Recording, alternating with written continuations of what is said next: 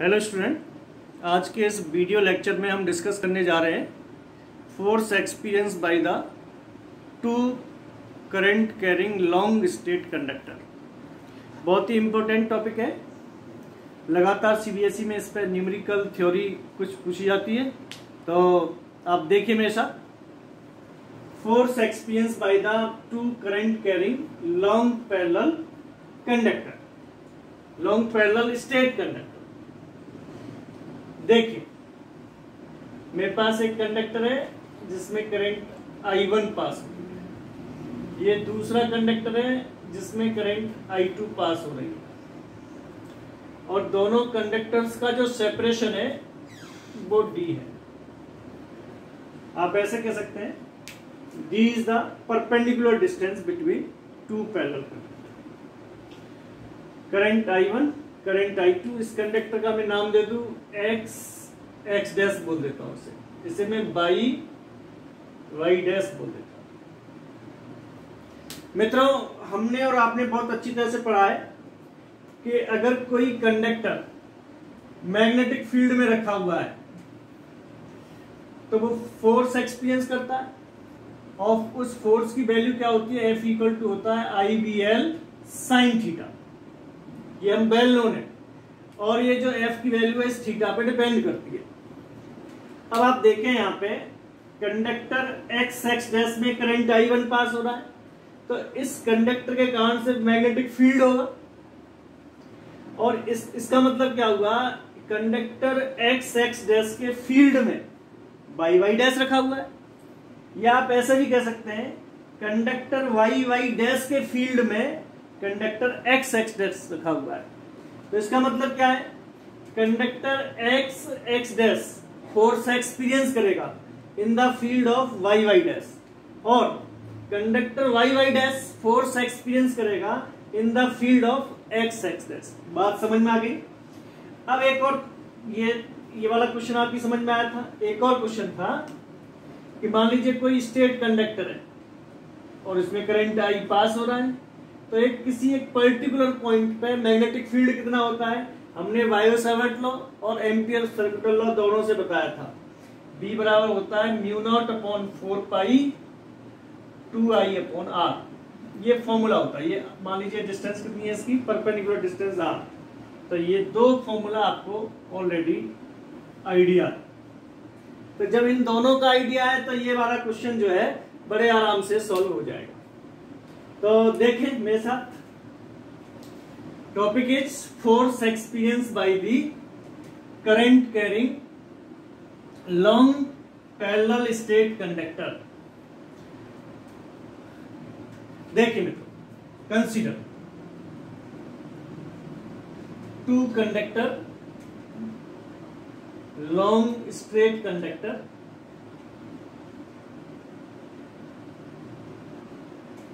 x dash and y dash carrying current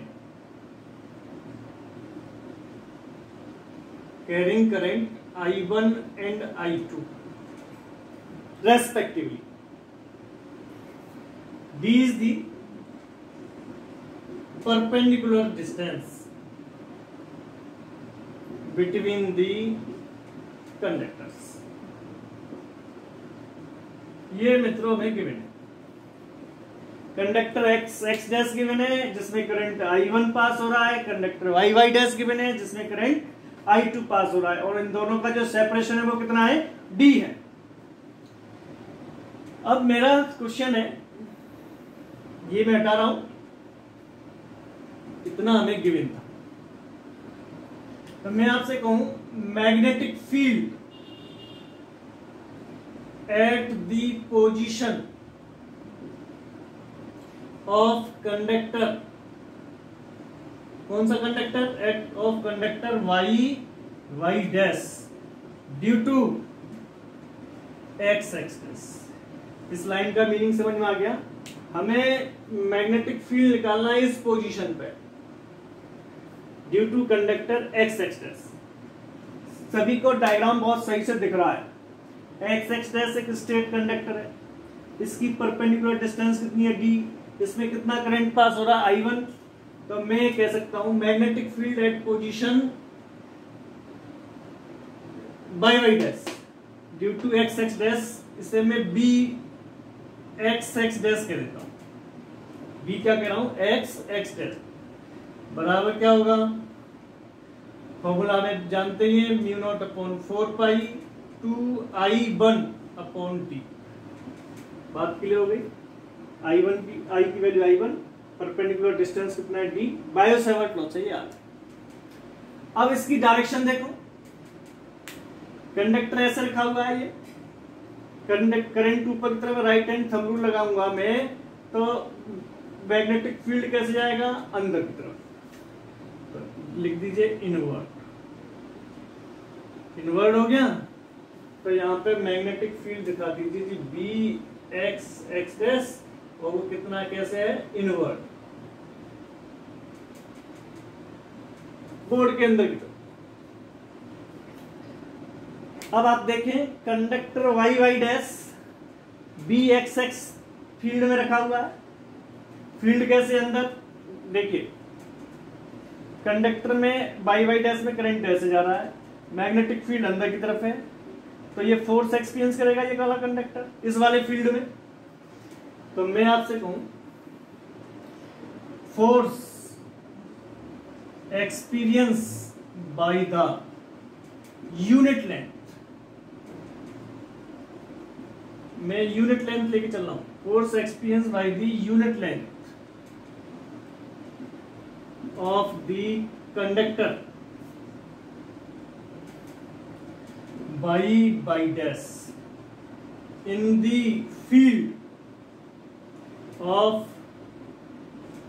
x x dash, x x dash का field कितना है, b x x, तो force का formula आ जाएगा F equal to होता है, और आप दोनों जानते हैं I B, L की वैल्यू क्या हो गई, यूनिट लेंथ है 1, I V V sine theta, because L equal to 1 और F बराबर क्या होता है, I B L sine theta. तो L की वैल्यू मैंने 1 ले रखी है, I की वैल्यू कितनी होगी, I2, और B कितना होगा, B x x डैश, और देखेंगे थीटा की वैल्यू क्या है, 90 डिग्री।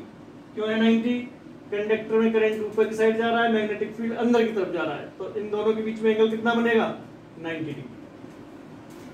तो F की वैल्यू क्या आ गई, I2, B x x dash कितना निकाला हमने, म्यू नॉट अपॉन 4 पाई 2I1 अपॉन डी, और साइन 90 की वैल्यू होती है 1, साइन 90 डिग्री। या ये क्लियर हो गया।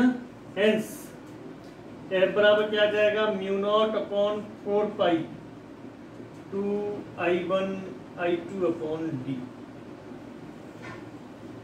न्यूटन पर मीटर।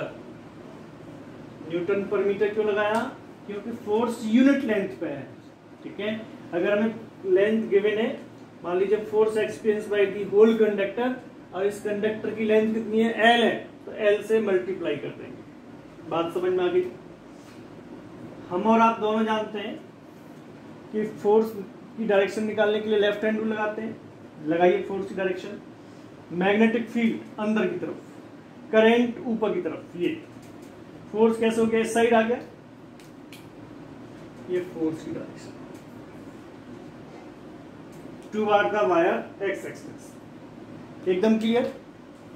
सिमिलरली हटा दूं, मैं बात करूं magnetic field at the position of X X dash due to by Y dash. Magnetic field at the position of X X dash due to Y Y dash, conductor Y Y dash कितना आएगा, B by Y कह देता हूं, बराबर होगा mu naught upon 4 पाई 2I2 upon D.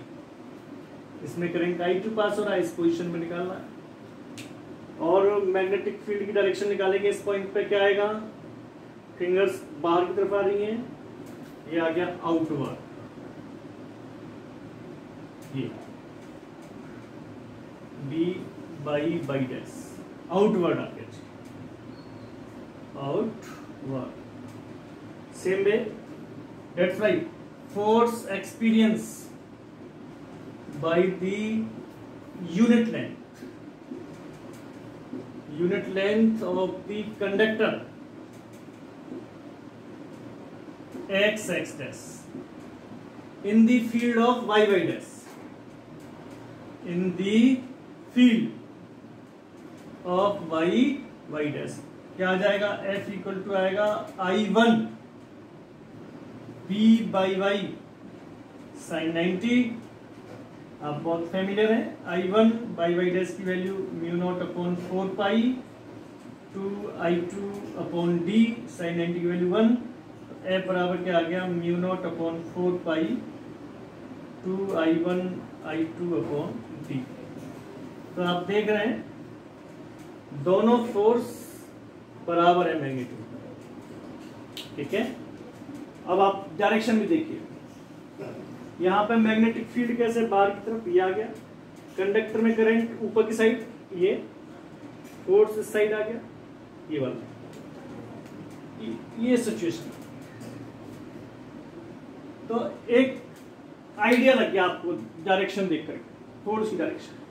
जब current दोनों conductor में सेम डायरेक्शन में है तो इसका मतलब क्या हुआ? बोथ कंडक्टर एक दूसरे को अट्रैक्ट करते हैं। एकदम क्लियर हुआ? हटा देता हूं इसे।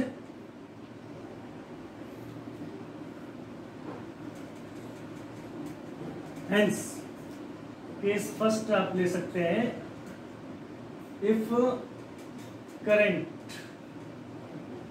Flow in both conductor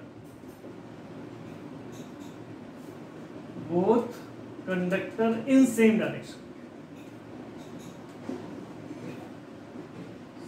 direction then they will attract to each other। अगर करंट अपोजिट डायरेक्शन में होगी तो वो एक दूसरे को रिपेल करेंगे। ये बात आपकी समझ में आ जाएगी। देखिए रिपेल के लिए देखिए, ध्यान दें, ये कंडक्टर ऐसे, इसमें करंट I1 ऐसे दिखा रहा हूं मैं, और इसमें करंट नीचे की तरफ दिखा देता हूं I2। इसके फील्ड में ये वाला कंडक्टर रखा है तो इसका फील्ड की डायरेक्शन कैसी होगी? ये इनवर्ड होगी, पहले बता रखी है मैंने यहाँ पे, इनवर्ड। लेकिन इसके फील्ड में करंट नीचे की तरफ है तो यहां भी डायरेक्शन कैसे होगी? इनवर्ड। बी कैसा होगा? यहाँ पे इनवर्ड ही होगा।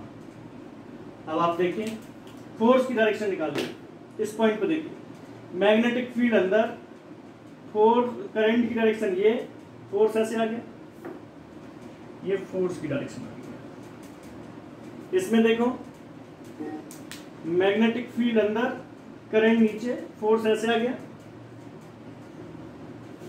तो इसका मतलब क्या हुआ? अगर कंडक्टर में करंट अपोजिट डायरेक्शन में है तो वो एक दूसरे को रिपेल करेंगे। मैं लिख देता हूं, a second, if current flow in opposite direction then they will repel to each other।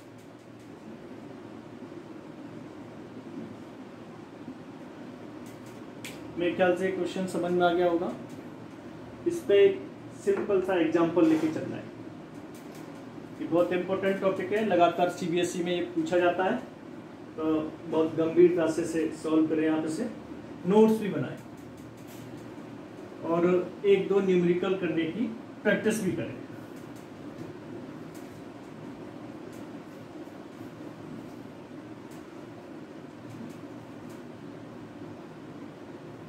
देखिए, मान लीजिए एक लॉन्ग स्टेट कंडक्टर है, इसका नाम दे देता हूं मैं एक्स डैश, और इसमें करंट I पास हो रहा है और ये फ्री टू मूव नहीं है, ये अपनी पोजीशन पर फिक्स्ड है। और ये मैंने एक रेक्टेंगुलर कॉइल ले ली, this is the rectangular coil. यहां से यहां तक की डिस्टेंस a है और इसकी साइड लेंथ भी ये वाली a है और ये वाली साइड इसकी b है, आप ऐसे कह सकते हैं। और इसमें करंट ऐसे पास हो रही है ये। अब क्वेश्चन आता है कि इस कॉइल पे नेट फोर्स क्या है। क्वेश्चन में कह देता हूं, find the net force in the coil. Second question कह रहा है डायरेक्शन ऑफ मोमेंटम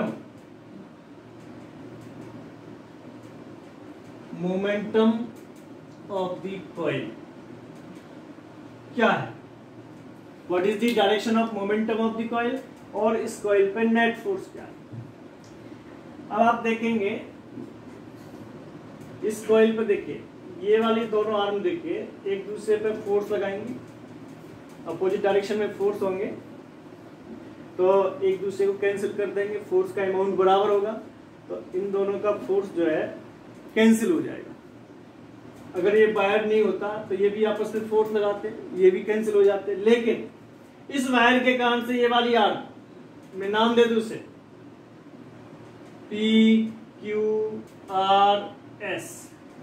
मैं आपसे कहूं force experienced by the arm PQ due to X axis,